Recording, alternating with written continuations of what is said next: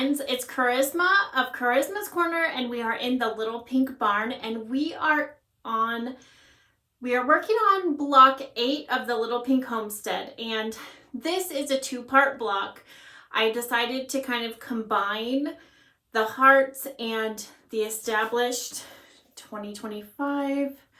I put 2025 on mine even though it's 2024 because you'll be seeing this in 2025, but all of the numbers are included just in case you are making this later or you finish it later. You know, none of us have UFOs, but you can applique this, you can embroider it, you can do it however you want. And I am not a professional appliquer. That's not what I'm typically known for. I thought there were several ways I could approach the applique in this quilt. I love to do wool applique, but I ran out of time. So it was either going to be fusible or I could do the interfacing, sew it, flip it inside out and do it that way, but I still ran out of time. So how I'm going to do it is to fuse it, and then you can either do like an applique stitch around it on your machine, or I am going to stitch it down on my long arm when I quilt it. But you can do whatever method you want to do throughout this whole process, really. But that's the way that I'm going to do it. I'm probably not ever going to wash this quilt. It's going to be a sample and it will hang and it'll be a wall hanging. So it won't be used. So I'm just going to go for the quick and easy method because I have a deadline to get this done. But if I were to use this or give it as a gift or something, I would make sure that I stitched around those with an applique stitch or did one of the other methods. I am not a needle turn gal. I love it. I love all of it. There's so much I would do if I had the time to do it and to master the craft, but I have not done that as of yet. So I will go through the process of applique with you. So in your pattern, you will get the established and the full numbers 0 through 9, and they are in reverse so that you can go ahead and trace those on to the back of fusible web. I have Steam a Seam 2 here. So now that I've traced this design, I'm going to go ahead and take off one of the pieces of paper, and then I'm going to iron it onto the wrong side of my fabric. I'm just going to move this over here. Okay, I'm going to iron this to the wrong side of my fabric, and we're just doing that enough to keep it in place. And then you're just going to cut around the design that you traced.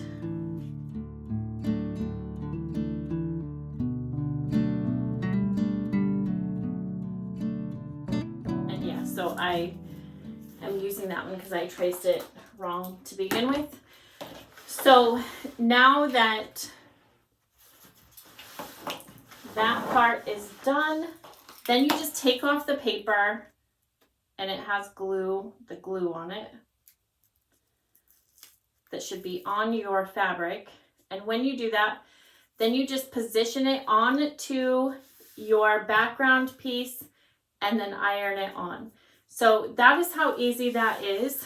We had you cut your piece bigger, your background piece bigger than what you needed so that you'll have time to, that you can trim it up. Because after you stitch on this, you're going to like kind of get it a little bit wobbly. It kind of stretches, things happen. So then that way you can trim it up to the size that you need when you're done. I will be trimming this down so that it's centered a little bit more. So just know when you read the pattern, it'll tell you to cut a certain size strip, and then in the directions when you read further after you get the appliques on, you'll need to trim it down a little bit so so you have some room. If you're going to stitch these down on your machine with an applique stitch if you're not doing needle turn. You might want to put some interfacing on the back to do that, just because it helps stabilize this while you're stitching that. So that is part 1 of month 8. And then part 2 are the hearts. So again, we're doing some paper piecing. We have our hearts here. So pretty. These are full hearts, grateful hearts, hearts, hearts, hearts. So we have our full hearts here, and these are very easy to put together. We have our foundation. This is the part that we're going to paper piece. This is the body of our heart. This is one of the setting triangles. This is a setting triangle, and then we have one over here, and then we'll have one in the center. So that's sort of how we lay this out here. And then we just need to get this piece done here. So they're all labeled in order that we need to sew them. We've been doing a lot of paper piecing. We are doing a lot of paper piecing in this quilt. So again, this is very simple. There is only straight lines. We're not even really going over any seams. So as far as paper piecing go, this is all very, very simple. So I have my strips here laid out. And so blue is my first one. And so I just need to lay that pretty side up. Make sure I have the whole piece covered. Water is my second one. I'm going to go ahead and lay that pretty side down, and then we will sew that seam.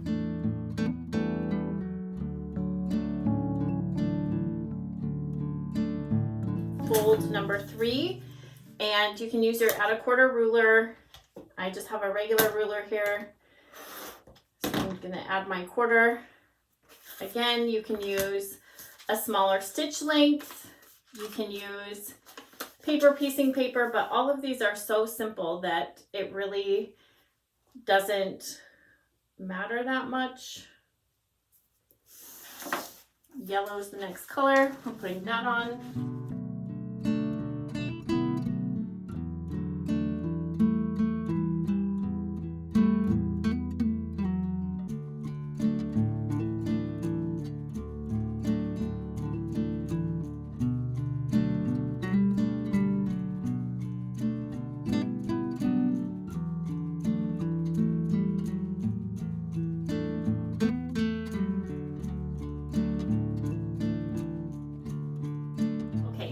Now we have our unit all done, and now we can go ahead and trim this. We want to trim on the dashed line.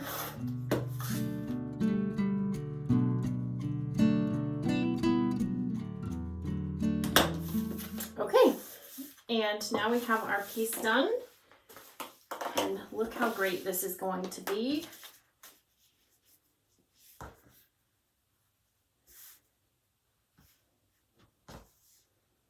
And all we need to do is take off this paper. You can leave it on if that's your preferred method.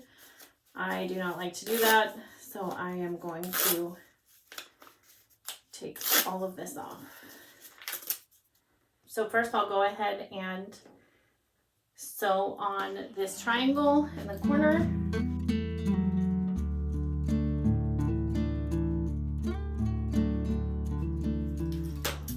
Okay, and now we can sew these two together. And I'm just going to line up that corner right there. And this should actually go out further. And the reason it's not doing that is because this is my public service announcement. When I printed this, I did not check that it was printed in actual printer settings. So if you're downloading this, make sure that you do that and check your one test box.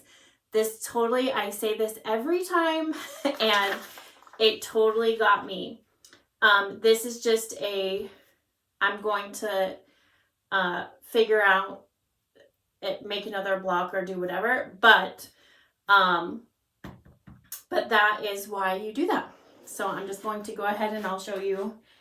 I was thinking I could maybe finagle this, but I don't think that I can.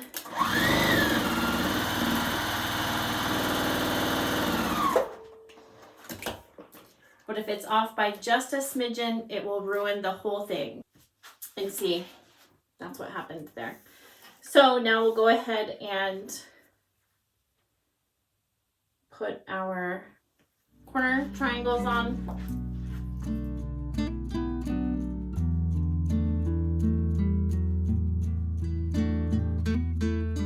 Okay, and there is our block. So we can square this up, and those are the full hearts and our established sign that goes under the little pink barn. So that is month 8. Please check your test box. Make sure you download those correctly, print them correctly. It will save you a lot of heartache and frustration, and you won't have to make the blocks over again like I do. But I knew that going in, and those other ones are correct. So I hope you have a great day. Please share your projects. I love to see them. Hashtag the Little Pink Homes, or Pink Homestead, the Little Pink Homestead quilt, or no, hashtag Pink Homestead quilt. And my Instagram is CharismaHorton. Please like and share. Please let me know what kind of content you would like to see, and keep following along with the Little Pink Homestead. Until next week, bye.